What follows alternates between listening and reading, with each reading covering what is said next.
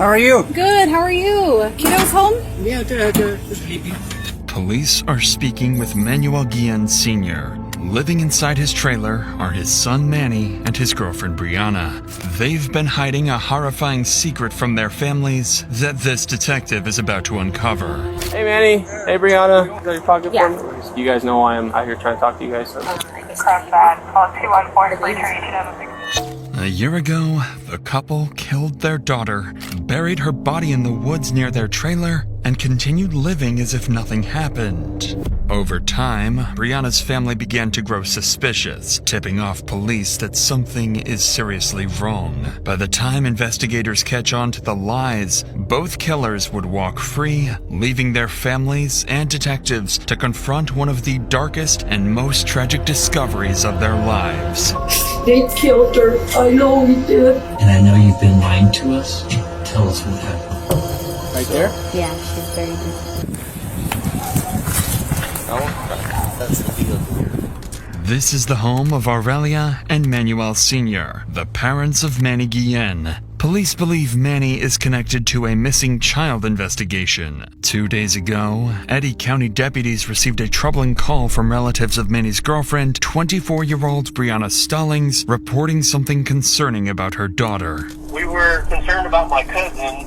Her name is Briana Stallings, and we've never seen her with her baby anymore. She blocked us all on social media and everything. She's with a guy named Manny Guillen. Briana's cousin would go on to explain that the family hasn't seen Briana's daughter in nearly a year, and that one of the last places the child was seen alive is right here, at the residence of Manny's parents. These officers are here simply to conduct a welfare check. Unknowingly, they are moments away from stepping into one of the most disturbing murder investigations of their careers. I can't see.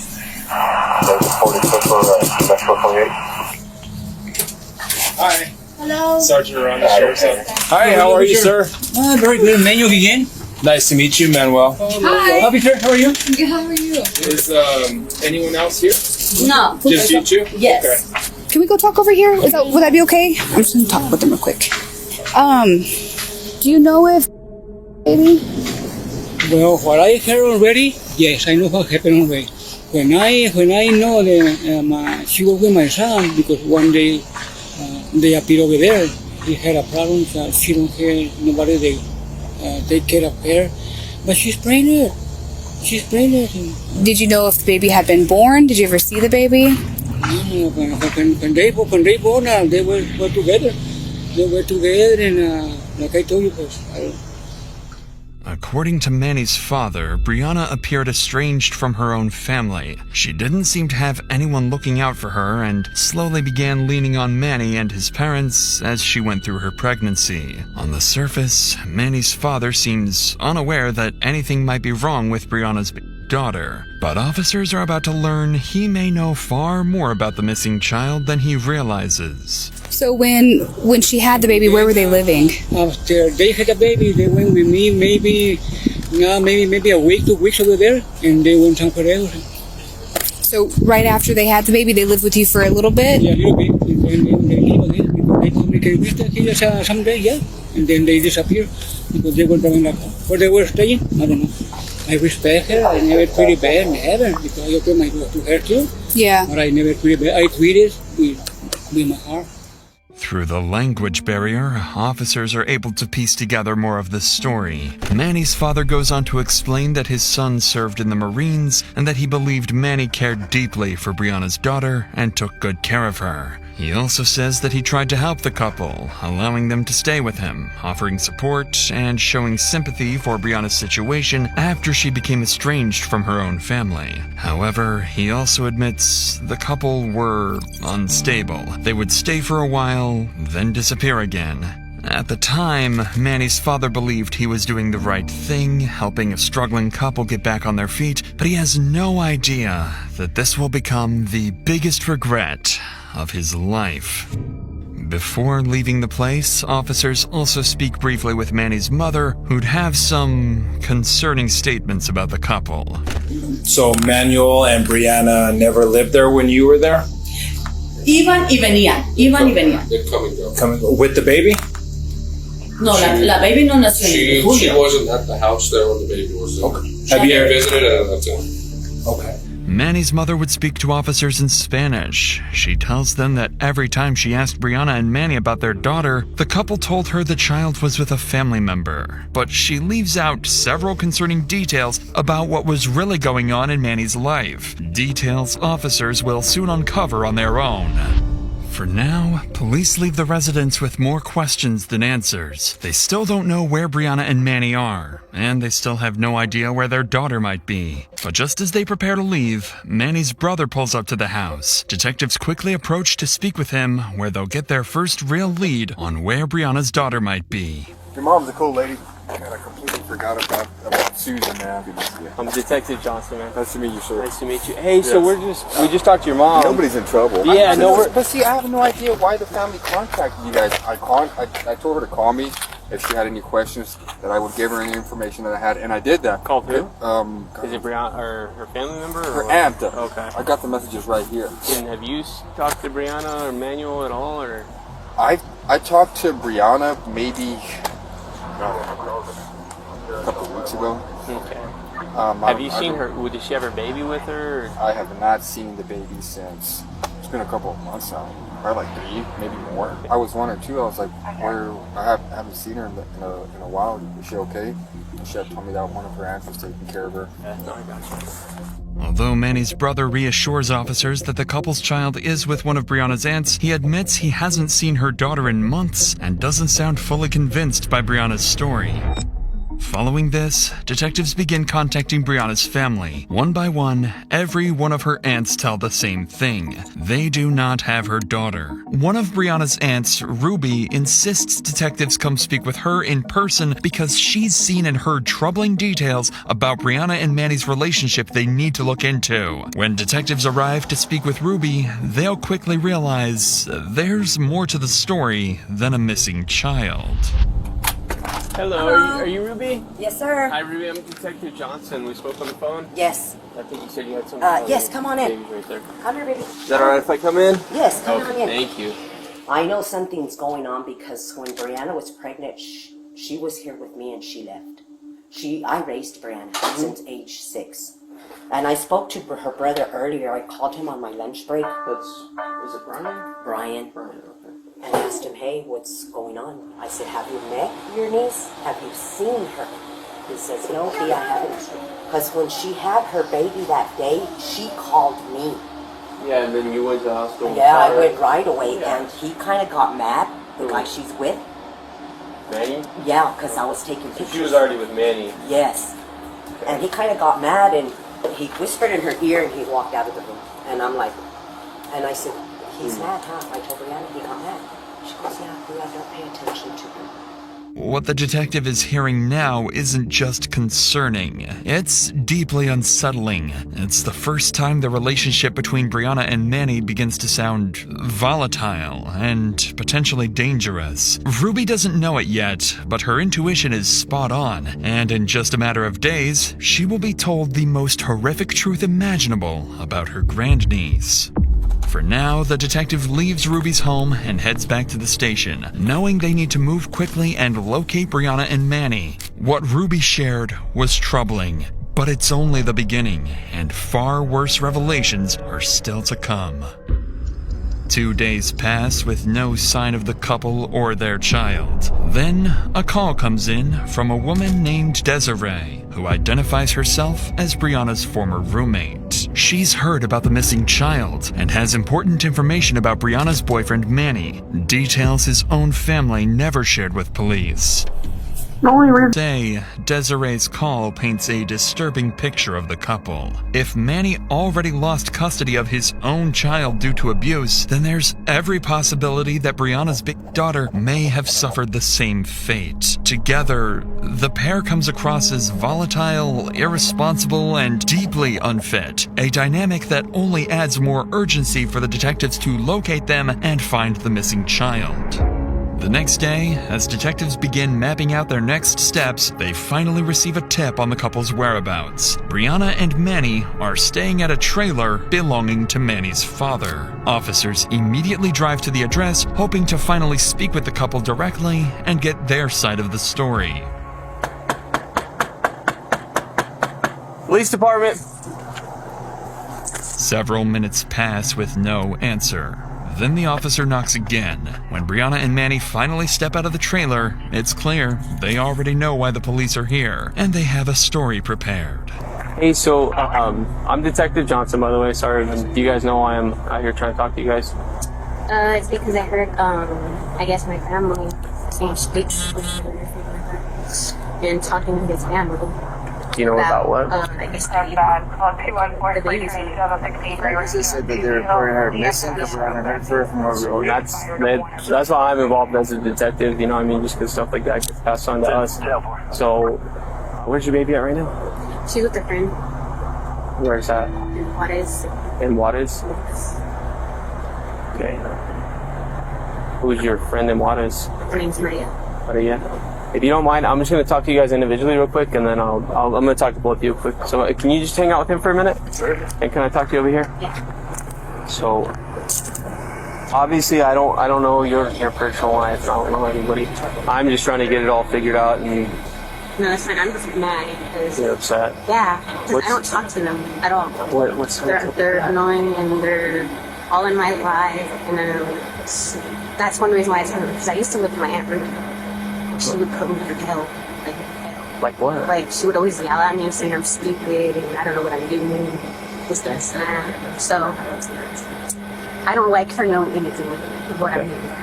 She was just very annoying. And then, like, her dog coming over here saying, like, about my business and whatnot.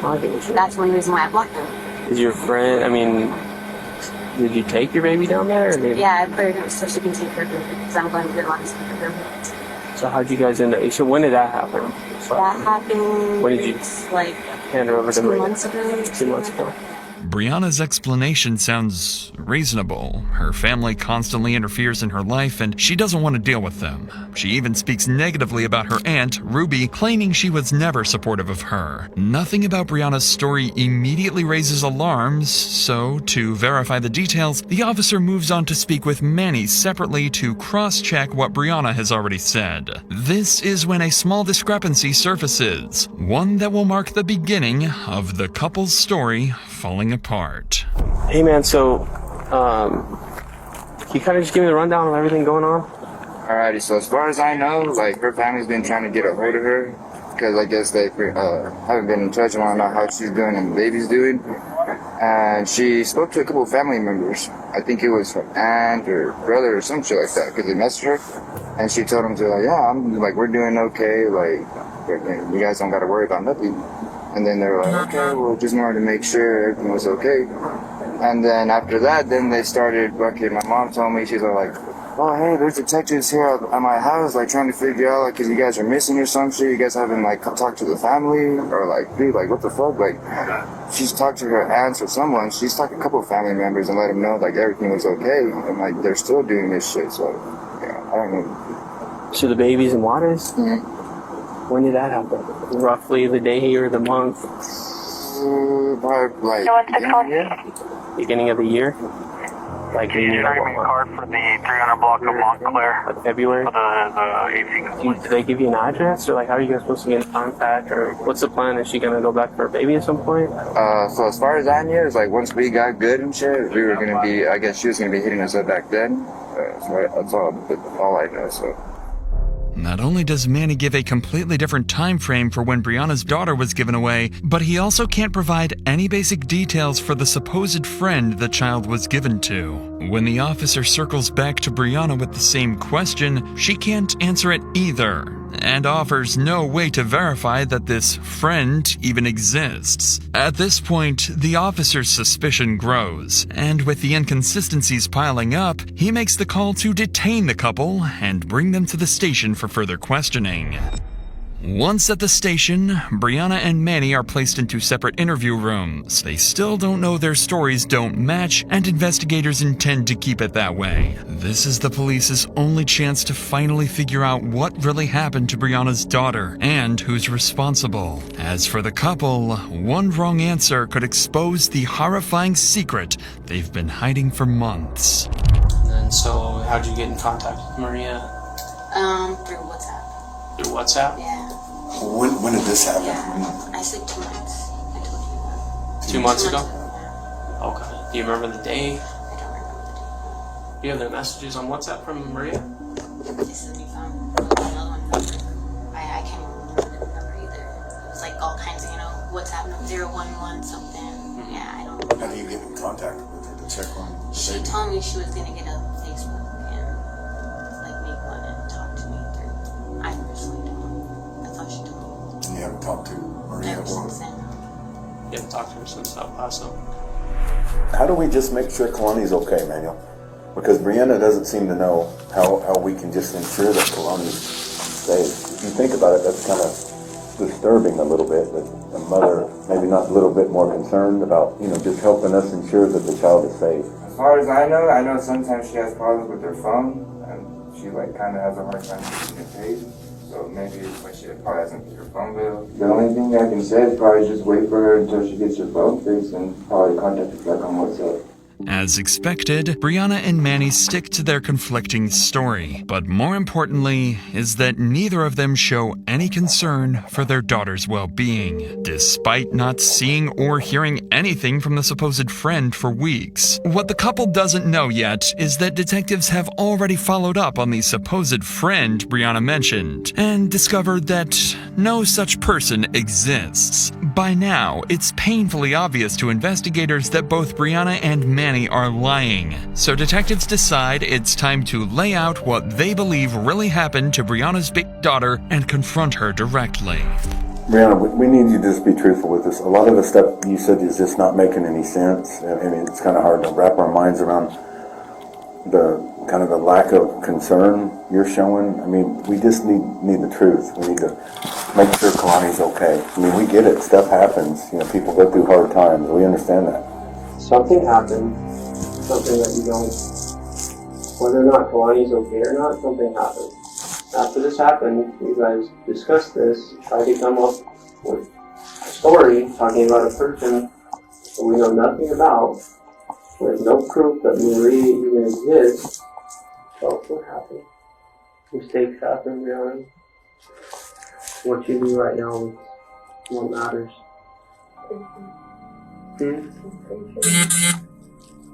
Right? Briana finally breaks and confesses to killing her daughter. After this admission, she becomes visibly emotional, and for several minutes, detectives are unable to get clear answers from her. As they slowly piece together her statements, a story begins to form. Briana claims she fell asleep on her daughter while they were in the car, accidentally suffocating her. Panicked, she and Manny buried her daughter's body in a remote wooded area where it has remained for nearly a year. After the confession, detectives decide to give Briana a few minutes alone to collect herself, and to reconsider the story she's choosing to tell. Because even now, she's taking full responsibility and insisting Manny had no part in what happened. When detectives return to the room, they know what they need to do next. Convince Briana to be honest about Manny's role and where her daughter's body is buried. Hi, Briana. Briana, how are you? I'm Sergeant Ronda. Doing okay? Sergeant Marion. Can we get you anything? Do you need water or anything? Do you need a snack? Okay. So we kind of got a good understanding of what's going on, okay? You're not in any kind of trouble right now. We want to do what we can to help you, okay? With, I guess, you being willing to help us as well, okay? Would you be willing to drive up to Queens right now and kind of show us where we need to go? I don't drive. You're going to go with us? Yeah, you're okay going with us? Yeah. How'd you get here? Manual? Would you be comfortable with manual billing? Yeah. After agreeing to help detectives, Briana seems to regain her composure, speaking calmly and answering questions as if the weight of her confession has already lifted. In the next room, Manny has no idea his girlfriend just confessed and took all the blame. But he's about to find out as detectives prepare to drive both of them to the one place they never wanted anyone to find. You guys ready?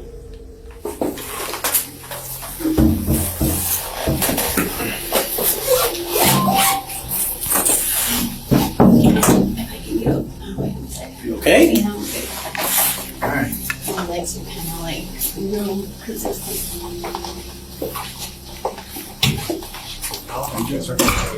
Oh, sorry, this is Sergeant Daniel. Daniel. Nice to meet you. As they prepare to leave, Briana and Manny are reunited, and it's clear Manny immediately realizes she's told officers the truth. The couple and officers then drive out and hike deep into the woods to recover the body, a grim walk that will lead to what can only be described as a nightmare. Go ahead. Go ahead, menu. There you go. See you later. See you later.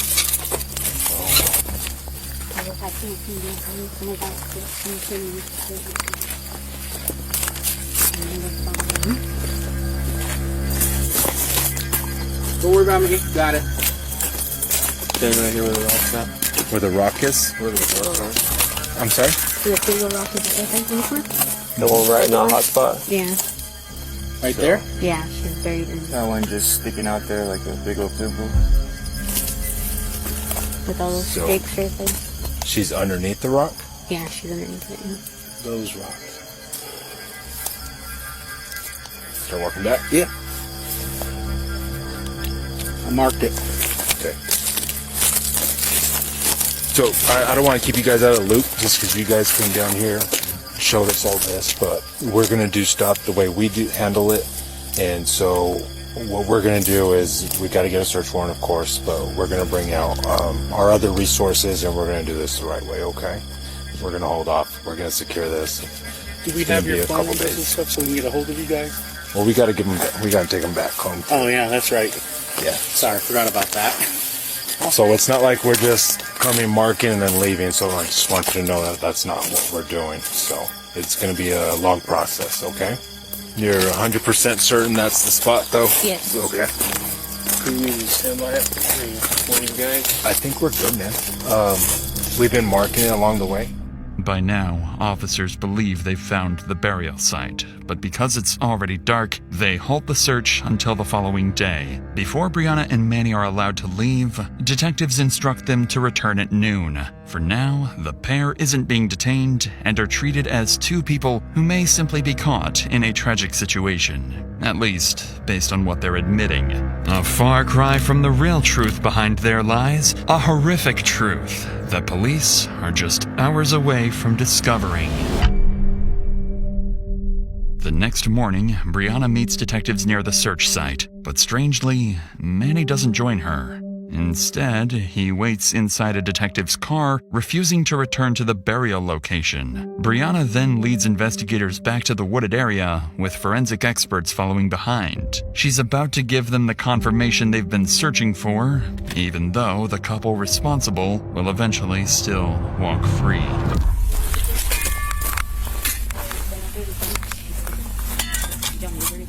Yeah, but that was over there. That was over there. Okay, yeah, I can check over there. Because that's where that was. Okay. Oh, okay. Yeah. It's kind of like Right here. that big old, you know. Okay. You want to hang out in the shade over the fireflies? Thank you. Hey guys. Here's a brush if you want us to do. Yes. Should I try to break it? Here. Tragically, this discovery confirms detectives' worst fears. But as investigators examine the remains, something stands out. Although the body has decayed significantly, it still shows signs of possible injuries. Suddenly, Briana's claims of an accidental suffocation no longer seem as straightforward as she described, and detectives now need to get to the bottom of what really happened. So while forensics continue their work, a detective speaks with Manny, hoping to determine whether Briana is telling the truth or if she's just protecting him. What Manny says next makes one thing unmistakably clear. He has no intention of taking responsibility. I mean, we get it that the baby passed away and you and Briana buried the baby out here. Why would you try to hide that fact? I think I remember the baby was being really fussy. And Briana was like, you know what, let's just go outside first. So we went outside and we tried maybe going to the car and then turning it around, and maybe with the help of the car being turned on and the vibration, probably helped with her to sleep. See, I can understand that. For as much as you want closure in this, you don't think that I want closure. I have my own babies. But the only way that I can get that closure, man, is if you guys just help us. And by helping us, I mean just be honest with us. Was the baby, was the baby in a backpack? Did you put the baby in something? Just bags and blankets. And where you roughly showed us, that's where you remember to the best of your knowledge as well. Despite the detective's efforts to get any reaction out of him, Manny remains completely emotionless, taking no responsibility, and insists it was nothing more than an accident caused by Briana. With Briana already taking all the blame, detectives have no choice but to accept their statements for now, and the interview with Manny is wrapped up. Back at the burial site, forensics finish documenting the scene, and the remains are sent for autopsy. At this point, officers could arrest the couple for tampering with evidence. They already admitted to burying the body, but detectives make a different decision and let the couple walk free. On the surface, it seems like a strange choice, but in reality, it's a calculated move that will become crucial later on. With that decision, the scene is cleared and the day is wrapped up. Back at the station, investigators regroup to discuss their plan. They agree that letting the couple go, at least temporarily, is what's best for the investigation. There is no autopsy yet, no confirmed cause of death, and no clear way to prove who is responsible. If Briana and Manny were arrested immediately, they would almost certainly lawyer up, and detectives would lose the only chance to confront them once the medical evidence comes back. By waiting, investigators gain a strategic advantage, the opportunity to secure a confession when the autopsy reveals the truth. But their plan comes with major risk. The couple is now completely free to disappear, and what detectives don't know yet is that Manny has family in Mexico. Over the following week, investigators wait for the autopsy results and begin searching for anything that could help strengthen their case. They're certain Briana hasn't told the full truth, and with Manny's history of abuse involving his previous child and wife, there is every reason to suspect foul play in their daughter's death. So to gain more insight into the couple, detectives arrange to meet Briana's aunt, Ruby, at her workplace. At this point, Ruby has no idea that her grandniece is long gone. And once detectives break the tragic news to her, she will make it clear just how big of a mistake it was to let the couple walk free. If it's okay, is it okay if I ask you some questions before we get started?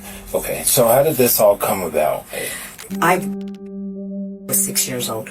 I've had her. She lived with me at age 23. She left. In and out. Once they turn 18, they know it all. She got pregnant from some guy out of Texas. She was excited to be a mom. But when she met this guy she's with now, she messaged me, "Thea, I have my baby." I rushed to the hospital. Where was that? Here. Here in Crowfoot? Yes, sir. I took pictures with the baby, and he got upset. Before he walked out that room, he whispered something in her ear, and I looked at him like, I said, is he mad? She says, "Yes, Thea, he's mad." I said, "Well, I don't care if he gets mad. I want to take pictures of the baby, me and the baby." Her brothers was sending her money every Fridays to help her out with the baby. He would ask her, "Where's my baby niece? I want to meet my baby niece." And her brother, There's no baby. Brian. Her brother Brian. I spoke to him last night. He goes, I haven't heard nothing yet. Well, her brother ended up calling her. They argued, and he told her, hey, I'm not going to be sending you any more money if you don't bring me my baby niece to meet her. I don't even know her. Every time they go, he said she'd get the money and go. And there's no baby. And she says she left it with an aunt. We're the only aunts. Me, one from Roswell, and the other two, they ain't even capable of taking care of a kid. Ruby would continue describing more concerning behavior from the couple, especially Manny's anger and hostility around Briana's daughter. But as she talks, she begins to sense that the detective sitting across from her may already know far more about her grandniece's condition than she does. Is there a baby? Did they take him in for questioning?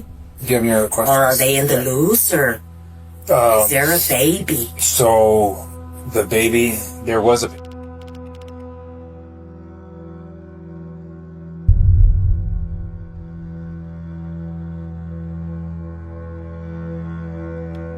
But y'all found her.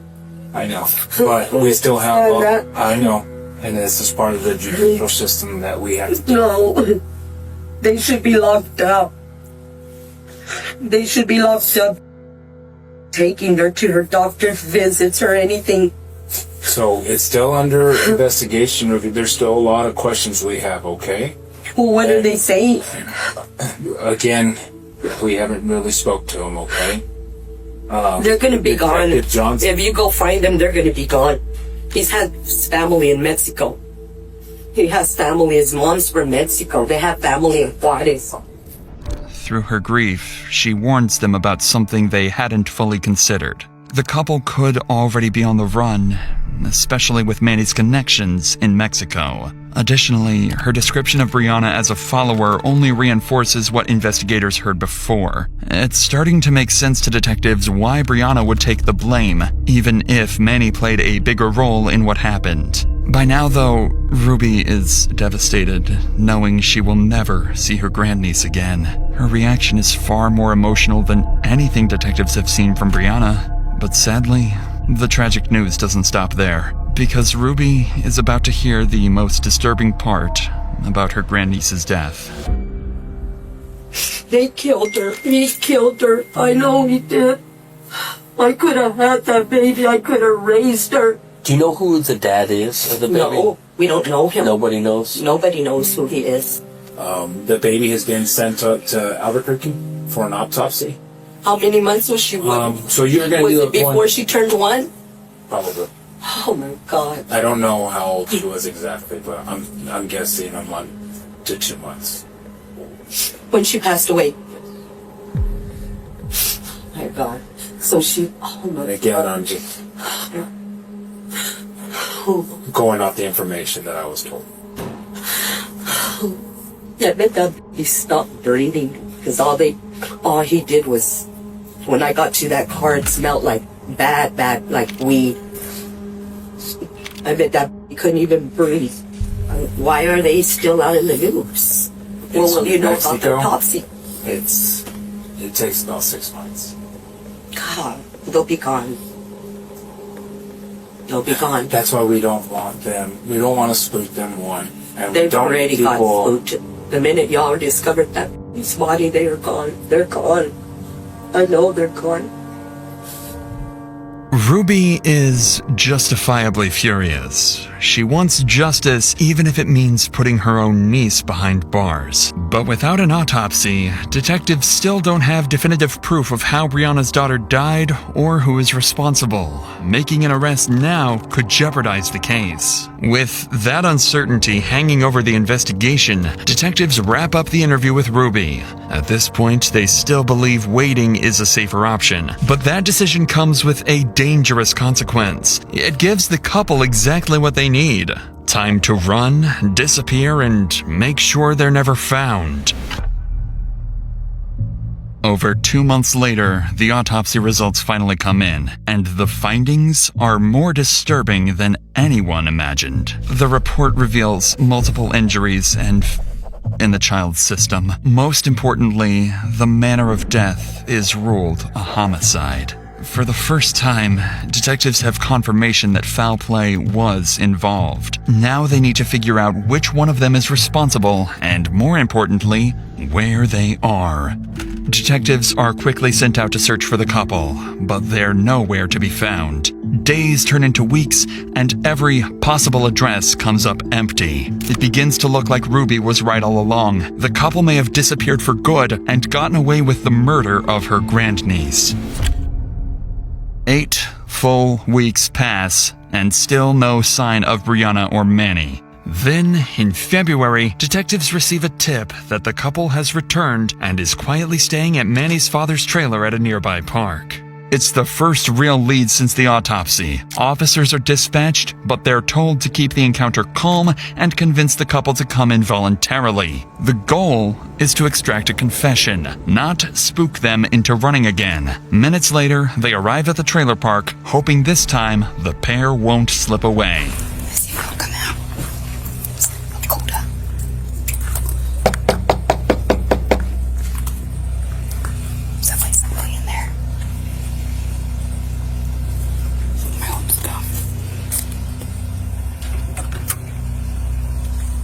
Hi. How are you? Good. How are you? Very good. Good. Hey, are your kiddos home? Yeah, they're sleeping. Oh, okay. Hi. Nice to see you again. How are you? Doing good. Good. Can you call him?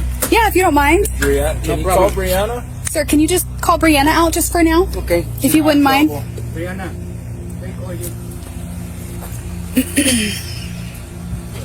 Hi, Miss Briana. Some things have come up, and I would want to know if you'd like the chance or the opportunity to speak with us on it. Okay, would you mind going to our station, just sit down and have a conversation where it's a little more... Yeah, we ask them. And, yeah, okay. You'll go? Okay. We just want to share some things out. So. Yeah. We'll give you a ride and then we'll bring you right back. You don't have any knives or anything on you? Okay, do you mind if I just pat search you just really quick, just to make sure you don't have anything on you? No, you're good. Okay. Briana doesn't ask a single question and simply steps into the back of the cruiser. A strangely calm reaction considering she's been out of sight for months. But things are about to get even stranger once officers call Manny to come out. One more time. One more time, huh? One more How's it time. going? Hey. Good. You mind coming and talking with us? Are you good with that? Okay. Cool. All right. We're good. We're gonna ride over, yeah. Just as a precaution, I just gotta pat you down to make sure you don't have any. Okay. All right. I appreciate it, okay? Sure. Thank you. We'll be back. Manny's reaction is just as baffling as Briana's. He also agrees to come along without asking a single question. An odd level of cooperation for a couple who's avoided police for nearly 2 months. The pair is quickly transported to the station. Upon arrival, they're separated immediately. Detective Amanda Keller leads both interrogations. Investigators need to determine which one of the two is responsible or whether they both played a role. If they can't sort that out, prosecutors may never be able to prove who actually killed the child, and both Briana and Manny could walk away without a single murder charge. For the killer couple, everything is on the line as well. If one of them slips up, they risk a life sentence. But if they both stick to the same story, there's a chance they get nothing more than tampering charges or even walk out completely free for the second time. Knock, knock. Hi, Miss Briana. Did you get some water? Yeah, a little. Oh, okay. I usually drink. So I know it's been a while. So again, my name's Amanda Keller. This is Edward Aranda. So we're here today to, like we said out there, basically this investigation is coming to an end. And we just had additional questions for you. How did that night start off? Well, okay. I was tired, and after I gave birth and all that, I got depression pills. So I would take those. And when that time happened, I took that and I took allergy pills. Okay. So whenever that happened, okay, because the whole car thing, I know I said that, but the actual thing was we were in the bed and I flipped over. So you woke up, baby was cold, you started doing CPR. What about Manny? What is Manny doing? You know, I mean, I tried doing it myself, but then he freaked out, like, oh shit, like, what's happening? Okay, and then what did you decide to do? I just put a plastic bag and everything and decided to do that. I guess I'm just confused as to why y'all would say that you were living in the vehicle. No, we were just staying in, like, just, I don't know. I don't know why I said that. I was just freaked out. Got you. That's why. Briana still clings to the claim that her daughter's death was accidental, and through it all, she continues defending Manny, insisting he had nothing to do with it. What Briana doesn't know is that police already have an autopsy that directly contradicts her explanation of what happened that night, and the detective is about to use it to completely dismantle her story. So she did test positive for... Do you know why that would be? I'm not sure. Okay. Do you use... Does Manny use... Has he used... He hasn't used it whenever he got together or anything that I never know. Okay. We're just trying to figure out why are these lab results telling us this? We know you know. Did he use often? It's a very addicting drug. It is. Does he still use? No. Well, that's good. No. He changed to weed to make him, like, you know, not withdrawal. Yeah. Like him to do. That's good. How long did he use for? I don't know. You don't know? Is it like some months? Is it some years? Briana's hesitation to admit Manny's drug use only confirms what detectives already suspect. She's hiding the truth, and she seems far more focused on protecting Manny than revealing what happened to her own daughter. But Briana's denials are about to end, because detectives still have more gruesome details from the autopsy, things only a truly evil parent could do. So when we review the autopsy, there were also some injuries to her bones.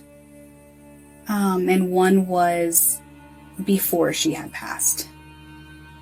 Do you know why she would have injuries to her or to her leg? Did you ever leave her with anybody? So it was primarily either you or Manny around her at all times. Did you really fall asleep on Keilani? Yeah. That's what killed her? Were you guys arguing and he may have taken it out on Keilani, or was she upset? I just feel like he didn't like the crying all the time. This was just one time? I feel like it's all the time. All the time? But when you hurt her, was this just one time or was this all the time? It was just once. Once. He would never, like, ever just that time. So he just lost his cool. Just kind of get out of hand. He seems like a real mellow guy. Yeah. It's not that. I just feel like when he went to the military, I feel like it changed him. Yeah, absolutely. Yeah, and that can happen. And if you don't get help for it, it just kind of backs up. I was like that once too. Then I got help because I was always trying to kill him. Yeah. For the first time, Briana isn't blaming herself. She's hinting that Manny may have played a role in the child's death. It is at this point, detectives decide to pause the interrogation and give her a short break, worried that she might shut down completely if they push any harder. But when they return to the room, something has changed. Briana can't hide the truth any longer. She's about to break and finally reveal what happened to her daughter that fateful night. Do you really think he's going to be honest, or do you think he's going to put it on you? I'm not really sure. I'll be like, you did it, not me. That's why we're giving you. It's fine if you tell it. It's fine if you blames me. Why is that fine? That shouldn't be fine. You think that's right? No. Why did you say earlier if you felt like if you had met somebody else that... Because none of this would happen. Why is that? I don't know, I just feel like he's different, like, ever since he went to the military. It's okay, bro.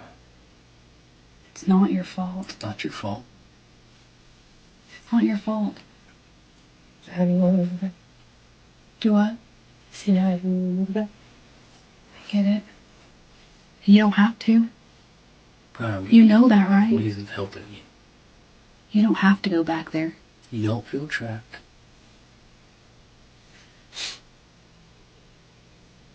You don't have to go back there.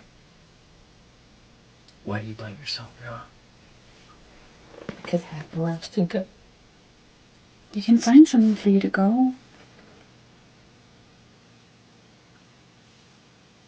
You know your family loves you. I know that you fight. I'm sure they do. They do. I'm sure. They do. Even still, they still take up for you. They still ask about you if we've heard from you. They love you. They do. Regardless of what's happened. Not my Aunt Ruby. All my life, I've lived with her. She would give it to me. Briana, this is the first step, though. Yeah. This is. This is. This is. I should do this too. But it's okay, but you're doing it now. That's the point, you're doing it now. Yeah, now it's late. And it should have happened early. But it's not too late, right? It's not too late. Do you feel safe, Briana? Is what we're getting at. Do you want our help? Do you want us to give you a little bit of time to think real quick? We'll find you a Coke. Try to find you something. I want to feel safe. I just, like I said, I don't know if he's gonna How he's gonna react. Like, yeah. If he asks him stuff like this. Briana's lies are unraveling before her eyes. She says the military changed Manny, insisting that if it weren't for him, her daughter would still be alive. As she breaks down, even the detectives grow emotional. With Briana's side of the story now revealed, detectives wrap up the interview and move her into another room, ready to question the person they believe is the real killer. This time, their strategy is different. They plan to confront him with evidence almost immediately and see whether his version of events aligns with Briana's. But after avoiding consequences for more than a year, Manny still believes he can talk his way out of trouble. And the worst part is, he might be right. Just get your paint on the head bolts in there with whatever one you want. Right? What kind of medication did you take that night? I didn't take medication. I took pills. So what does that normally do to you? How does that affect your body? It knocks me out. It does what, I'm sorry? It knocks me out. Knocks you out, like just makes you tired? It just puts me to sleep, just alcohol. Okay. Okay, so even in that time, right, she can't hold her head up, right? She can't crawl. So she's very dependent on somebody, right? To hold her, to move her, right? She can't just put something in her mouth or however. Okay, so how would she have... So who else could have been around her and smoked it or somehow... No goodness. Okay, that doesn't make sense to me. Do you see how we're kind of... If you're it, how did the baby get a hold of it? That's what I don't understand either. Manny's admission to taking the drugs only further confirms detectives' suspicions. At this point, he is their primary focus, and investigators believe he's the one responsible for their daughter's death. So they stop circling around the topic and decide to fully accuse Manny of murder to see if they can break his story and elicit a confession. This is your knee, essentially, right? And right here it was injured. Do you see that? It's more of a, this is like an actual, this is more of like a... Diagram. Yeah, like here's your, right? And then it's right here on the corner of that finger. Do you know why she would have had injury right there? No, miss.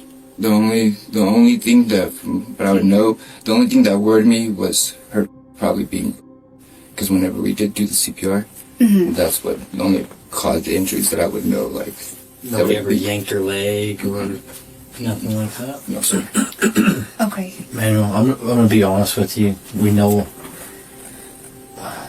what happened. Like, the facts don't lie on the autopsy report, okay? We know that the injuries occurred before death. Alright, so that CPR doesn't play a fact, okay? So, medical examiners have a way of proving injuries before death, because the bone will actually start to try to heal almost immediately. Does that make sense? You're still getting blood flow and all that kind of stuff. I don't know the science behind it, but based off what happened, the injuries were prior to death, meaning she was still alive when the injuries occurred. All injuries. Does that make sense? As detectives continue laying out the evidence against him, Manny sits stone-faced. This is the moment where everything hangs in the balance. With all cards on the table and murder accusations in front of him, Manny could shut down the entire interrogation, ask for a lawyer, and refuse to answer another question. What happens next will determine not only his fate, but Briana's as well. Just tell us, man. I already know. She was being fussy, and I got upset, and grabbed her by her leg and yanked her, and she wouldn't stop crying, so I sat on top of her. Okay. And that was it. How long did you sit on top of her? Not long. Maybe like a minute. Maybe less, a little bit. I don't know. Until what? She stopped crying. And then that's it. When did you know that she had died?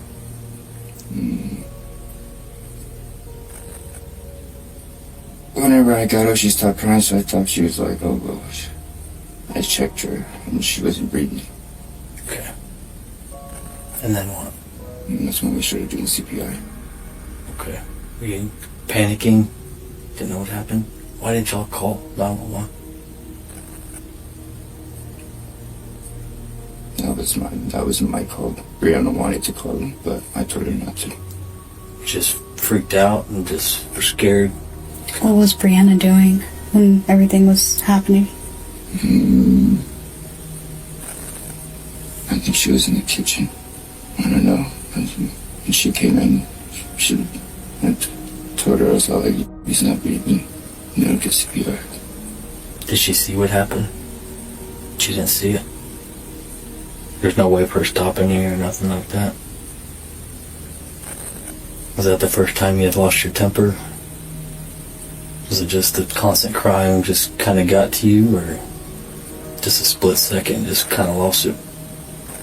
Manny finally admits he snapped and killed Briana's daughter in a moment of rage. Following his confession, both suspects are taken into custody. Manny on charges of child resulting in death, and Briana for tampering with evidence and helping bury the body. But despite a murder confession, both Briana and Manny will ultimately walk out of jail. As of September 2025, both have been released on bond while awaiting trial. They are, right now, free, unrestricted, unsupervised, and able to disappear at any moment. Manny is likely facing a life sentence if convicted. Briana, for her role in hiding the body, is expected to receive a significantly shorter term, but that's only if they show up to court. With Manny's family ties in Mexico and both suspects currently out in the world, there is always a chance they could vanish again, this time for good.